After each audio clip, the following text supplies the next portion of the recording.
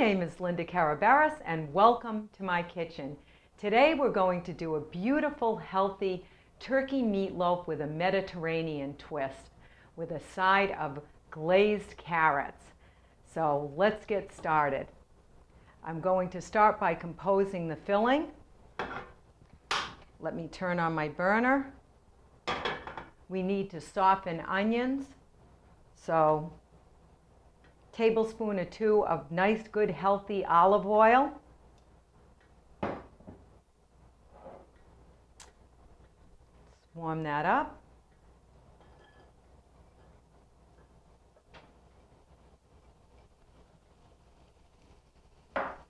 About a half cup of onions we're adding. We're going to soften these and let them cool a few minutes. Okay, 5 minutes have gone by. Our onions are nice and softened. This is the Greek in me. Onions. Oh gosh, you got to have onions in whatever you're making as far as I'm concerned. So I'm going to set these aside to cool for a few minutes while I mise en place for the meatloaf. Mise en place. I have all my ingredients out here, so we're ready to start cooking. Everything's measured, and it's just a great system to always go by. We start our filling. I have a 10-ounce package of chopped spinach that's been with the water squeezed out. Now, the only way I really know how to do it is I put it in a fine mesh strainer, line it with paper towels, put the package of defrosted spinach in there, and then gather up the paper towel and kind of squeeze it out. But if anybody out there has a better method than that, then please let me know, because that's the way I've been doing it for years, and I've tried other methods and it just doesn't seem to work, but that's what I do. Okay, so that's been squeezed out. Our onions have cooled, so we add our softened onions to the filling. To the spinach, rather. Okay. Put this aside. Crumbled feta cheese goes in next.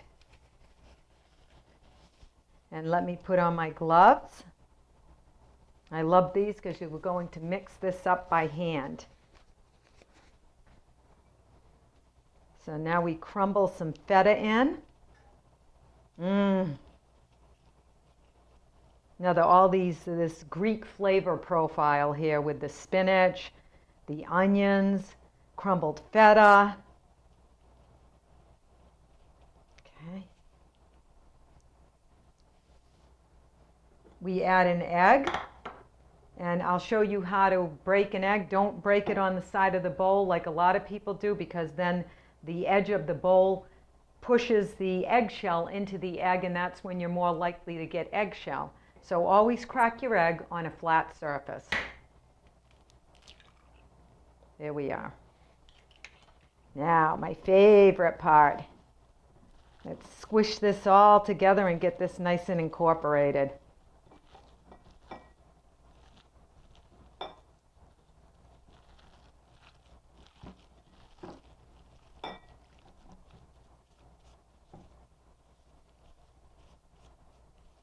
All right, composed our filling. Get my scrap bowl back here.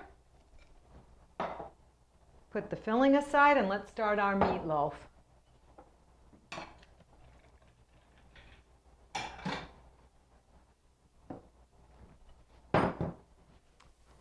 One and a half pounds of ground turkey. Now you can use the extra lean or just the lean. It doesn't matter. It's still going to be a nice healthy choice for this. Okay. Now these come in 1 pound packages, the turkey. So what I end up doing, I suppose you could use the entire 2 pounds, but I've just always used the 1.5 pounds. You can just take the other half and add some breadcrumbs and an egg and make turkey patties later, or you can just freeze it. So right now, let's see. Let's use the 1 pound and 1.5. Half pound out of here. I'm just going to cut it in half.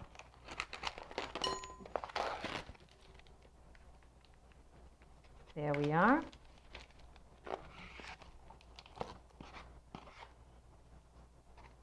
So there's our 1.5 pounds of turkey. Put that aside. Okay, now this next ingredient I'm going to talk about a little bit. Part of the dish has as an ingredient sun-dried tomatoes. Now I don't know whether you've ever used them, but they're a very intensely flavored tomato. So they sun-ripen them and then they dry them out. And then they need to be rehydrated. So I just want to tell you a little bit about the different forms that you can get the sun-dried tomatoes in.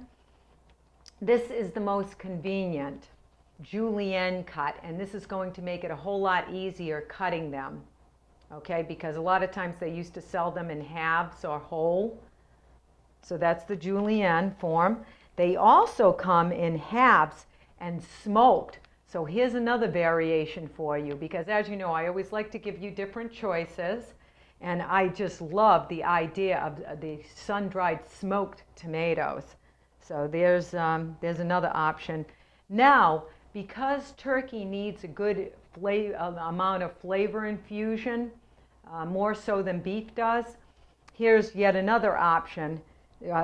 Sun-dried tomatoes in olive oil. You've probably seen this. This comes with some spices in it and garlic and all that. The only problem is, let me take one out.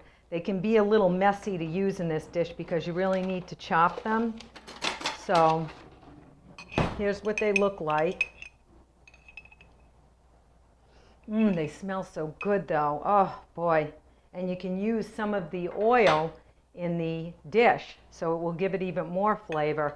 So if you decide you want to use the ones in oil, then what I've done here is I put them in a little mini food processor and I chop them up like that. So see how they come out? Or like a paste, but that's okay. You can use that in the dish just as well as you can the sun-dried. Now if you use the dried, you need to rehydrate them. So what I did was earlier, let me show you what the julienne looked like, okay, because this is going to make it a whole lot easier for chopping. So what I did to prepare them for this dish was, earlier I took the julienne, I diced them, I put them in a bowl, I added warm water, you can add warm or hot water, and then I let them sit for 5 minutes and strain them. And here's what the hydrated tomatoes look like. So this is what they look like hydrated. Now, I put on my gloves again, because we're going to also mix this. You need to mix this well.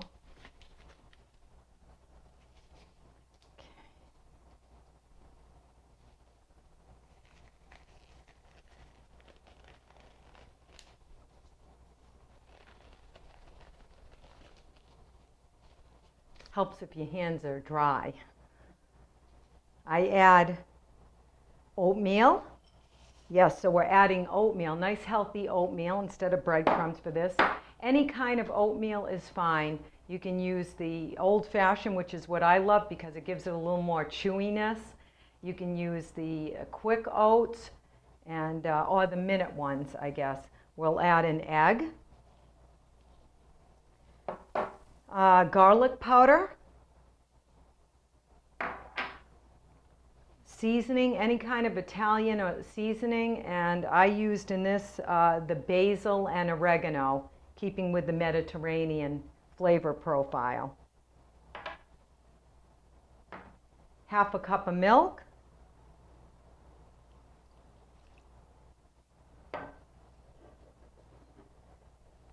I'll add the sun-dried, rehydrated sun-dried tomatoes, which is really going to give this a lot of flavor. And you know what? While I'm thinking about it, why don't we add a little bit of this paste with that nice oil flavor? Okay. How about a little bit of salt, kosher salt.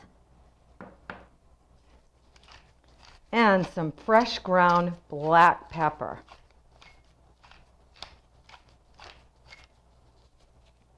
All right, now my favorite part again, mixing it up with my hands. Okay, so we'll get that all incorporated. Okay, that's done. Let me clean this up and I'll show you how to form this.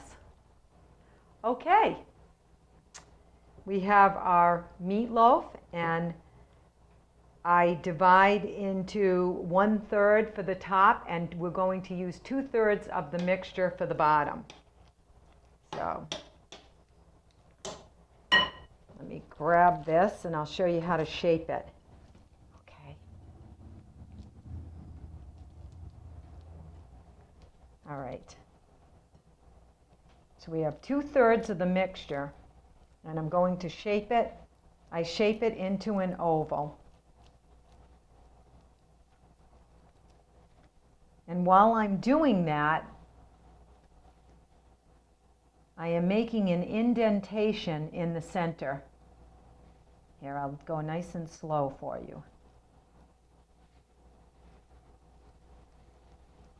See, I got a nice oval here. Let me form the sides, start forming the sides and the back.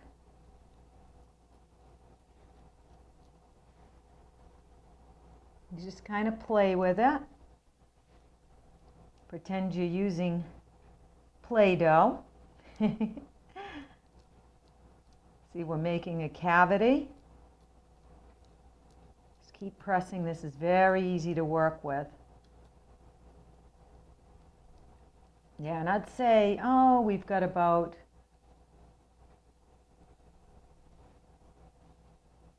1.5 inches around the sides.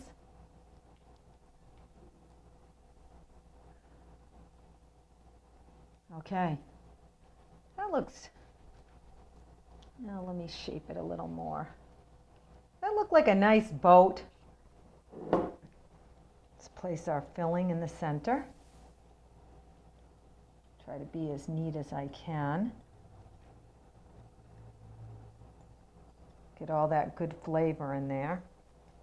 Oh, it smells good. It smells good already, and it's not even cooked yet. Okay, see? We fit this right into the cavity. How do you like that? Just form it in there a little bit.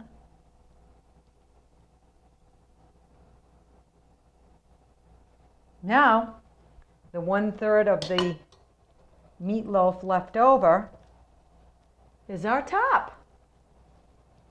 Just kind of lay it across like this. See, this is very easy to work with, very pliable. Take some of this, just cover the top, cover the entire top of the spinach mixture. Now, you just kind of seal the sides. All right, push it down over the sides, push the sides up. We'll keep forming it, keeping that oval shape. We'll put this in the oven for about 35 minutes. In the meantime, let me mise en place for the glazed carrots.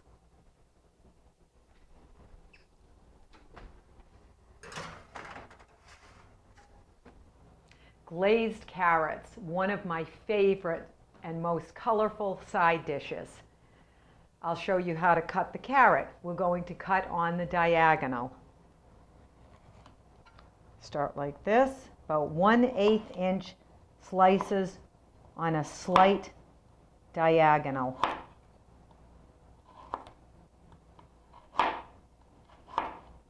Just gives them a little bit more of an interesting look when they're on the diagonal.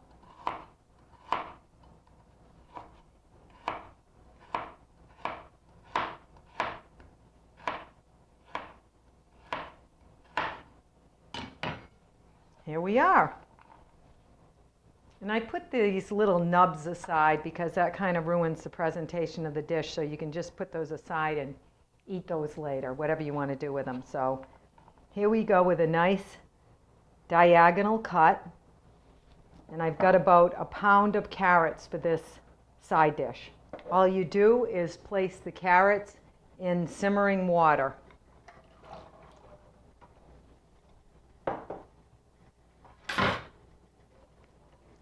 Just a little bit of water, just enough to cover the carrots. This is at a nice slow simmer.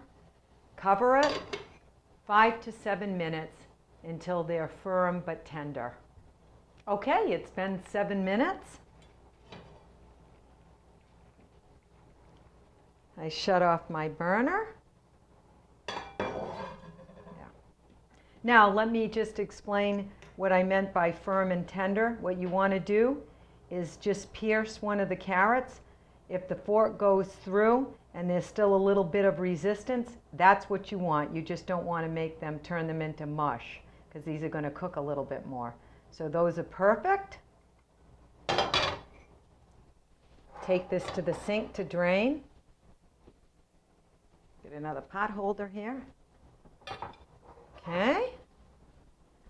Just hold the cover on.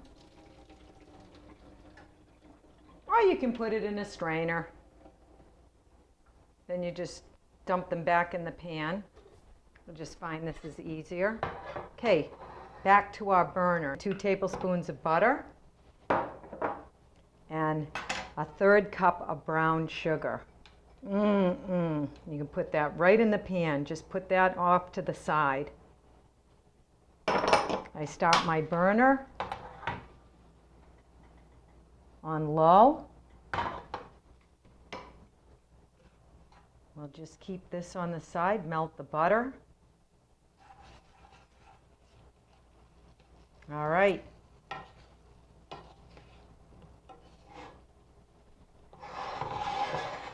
Mix the carrots into that nice glazed mixture.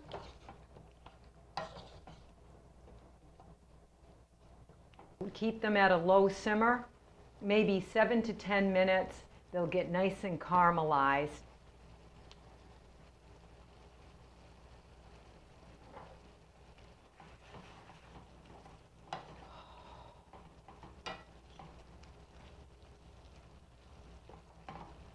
It's been about 8 minutes. Turn off my heat. As you can see, look at how nice and brown these got, and the glaze became a little syrupy. And you know, when you serve these, you may say, oh, it's got, you know, a lot of butter or the sugar, but really you're going to take these out with a drain spoon and see how nice and beautifully glazed those are. Perfect. Okay. Let me put this aside. And our meatloaf now has cooked for 35 minutes. So, let me bring that over here to show you.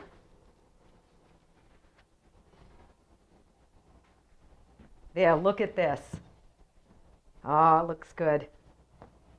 Okay, now what I do is, I'm sure some of you have already used this product out there. Have you heard of Gravy Master? And I think this has been around since our grandmother's time. And they use it. It's just nothing more than a flavoring. It's got a few spices in it. It's got caramelized sugar in it. And it gives a nice glaze to meats. And you can also use it to darken gravies or any kind of pan sauce that you're making. So I like to take this, and I mixed it with a little bit of olive oil. And we're going to glaze our meatloaf. That way it'll give it a little bit more of a brown crust and add a little bit of flavor, which the turkey always needs a little bit more flavor infusion. Okay.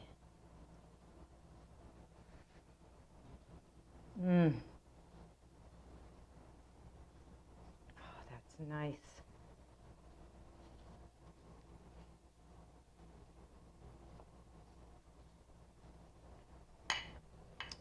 Okay, 5 to 10 more minutes in the 350-degree oven, and we're done. Ooh, look at this. Okay. I took this out of the oven and let it set up on the stovetop 5 or 10 minutes before you try transferring it to a platter. So let's see how smoothly I can do this, especially if you want a nice presentation for your guests. Or you might just want to plate it from the stovetop. Okay, so I'm loosening this along the bottom. Let's go all around the sides. Oh, that glaze smells beautiful. Okay, spatula from each end. Oh, look at this. How's that, guys? How do you like that? Oh boy, no second chances on this one. All right, now let's cut into it. Give you a good view here. Let's cut the end. And of course, it's going to be the second piece that's going to look the nicest. I'm using a serrated blade. All right.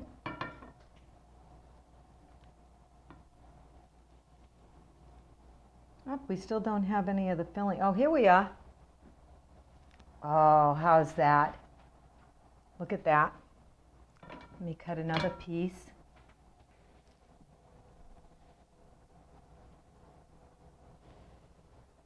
Now doesn't that look beautiful? Let me finish plating and I'll be right back. Wow. Now you can see our beautifully plated meal. We have our nice stuffed meatloaf with the beautiful colors in here with the spinach and the feta cheese. I have paired it with some nice corn and our beautiful glazed carrots and a nice piece of basil to finish that Mediterranean twist on it. And I've got some fresh chopped parsley that I'll finish the carrots with. And there you have it. Beautiful. I'm Linda Carabaris. For more recipes and to view previous episodes of Linda's Kitchen, log on to my website, lindas-kitchen.com. Thank you for joining me in my kitchen this week, and I'll see you the next time.